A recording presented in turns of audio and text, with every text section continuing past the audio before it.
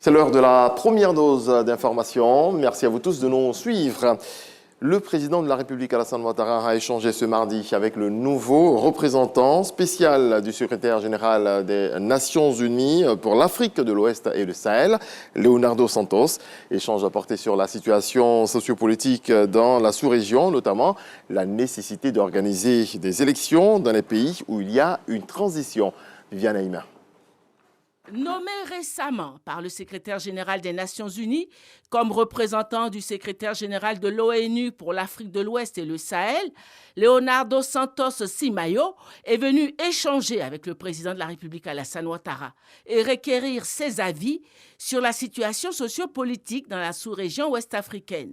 Les différents coups d'État qui ont eu lieu au Mali, en Guinée et au Burkina Faso, entraînant un arrêt du fonctionnement régulier de ces États, apparaissent comme des freins au progrès et au développement de l'ensemble de la sous-région ouest-africaine. Monsieur le représentant spécial est un frère de Mozambique, M. Simao, qui a eu une très grande expérience internationale, et bien sûr dans le gouvernement mozambicain, avec le président chilien. Et là, nous sommes heureux de le recevoir en Côte d'Ivoire pour le féliciter pour son affectation au Sénégal pour couvrir l'Afrique de l'Ouest et le Sahel. Et je lui ai indiqué nos sujets de préoccupation que nous connaissons tous très bien.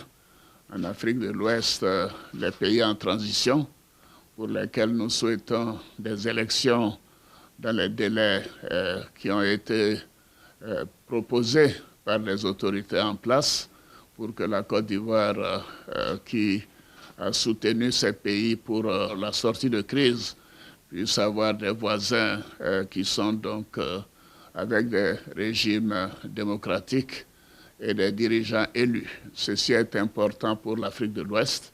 Nous avons de nombreuses élections cette année et l'année prochaine.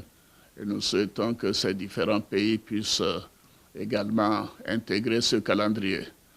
Monsieur le représentant spécial, la Côte d'Ivoire a comme voisins, comme vous le savez, le Burkina, le Mali et la Guinée, qui sont tous les trois des pays en transition, des pays où il y a eu des coups d'État. Bien sûr, nous sommes préoccupés par cette situation. J'ai indiqué au président de transition que nous souhaitons des élections dans les délais qui ont été arrêtés par la CEDEAO. Nous avons un sommet le 9 juillet à Bissau. Et bien évidemment, nous ferons le point de cette situation. Nous aurons l'occasion de vous revoir et d'avoir votre évaluation de la situation. Je remercie Son Excellence le Président pour me recevoir et aussi pour soutenir ma candidature pour cette poste-là. Et je suis là pour aider et soutenir les efforts que la région fait, travailler pour que la région soit une région de paix, de stabilité et pour le développement. J'ai salué aussi les bons résultats qui sont en train d'être obtenus. Il y a le cas du Nigeria qui a fait des élections paisibles et aussi à Guinée-Bissau. Donc il s'agit de victoires de la région. Je suis sûr que l'espérance que la région a, avec le soutien de la communauté internationale, d'autres succès seront enregistrés. Leonardo Santos Simayo succède ainsi au Tchadien Mahama Saleh Anadif, nommé depuis 2022 ministre des Affaires étrangères dans son pays. Dans l'éducation nationale CEP 2023, les résultats sont connus depuis hier. Cette année, on enregistre un taux de réussite de 71,28%, une hausse de 6,52% sur les résultats de l'an dernier. Ils sont donc admis 454 886 candidats. C'est Forazegui, les détails.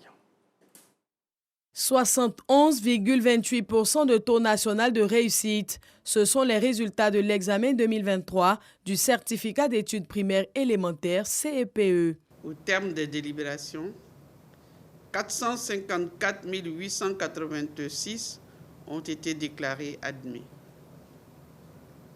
Le taux national d'admission au CEP pour la session 2023 est donc de 71,28%. Les résultats du CEP 2023 démontrent surtout que le système éducatif a repris de manière plus rigoureuse sa quête vers l'excellence. Un taux en hausse de 6,52 points qui place ainsi les filles en pole position. Analysés sous l'angle du genre, ces résultats révèlent que 225 212 filles sont admises sur 314 679 présentes, soit un taux de réussite de 71,57%. Et 229 674 garçons admis sur 323 492 présents, avec un taux de réussite de 71%. Le taux d'admission chez les filles est donc légèrement meilleur à celui des garçons.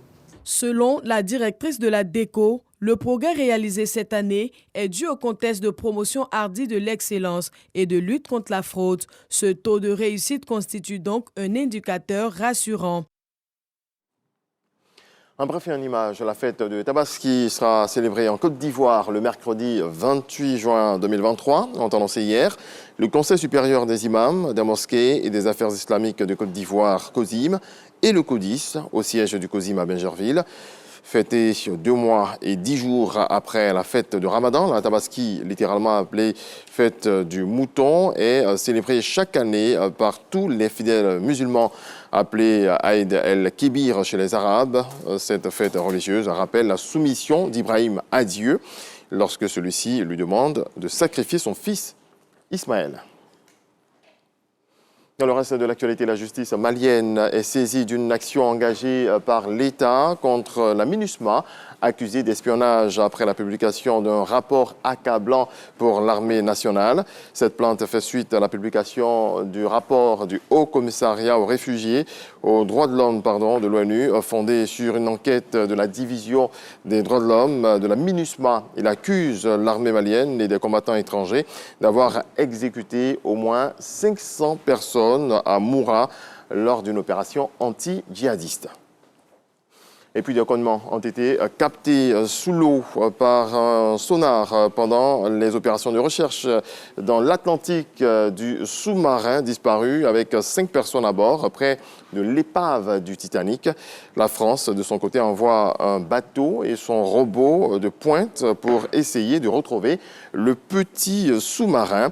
Les 5 personnes à bord étaient parties explorer le Titanic qui gîte à environ 3800 mètres au large du Canada et des États-Unis depuis 1912. Des avions, des bateaux poursuivent leurs recherches dans des conditions très compliquées. On se retrouve à 7h pour un nouveau développement de l'actualité. Merci.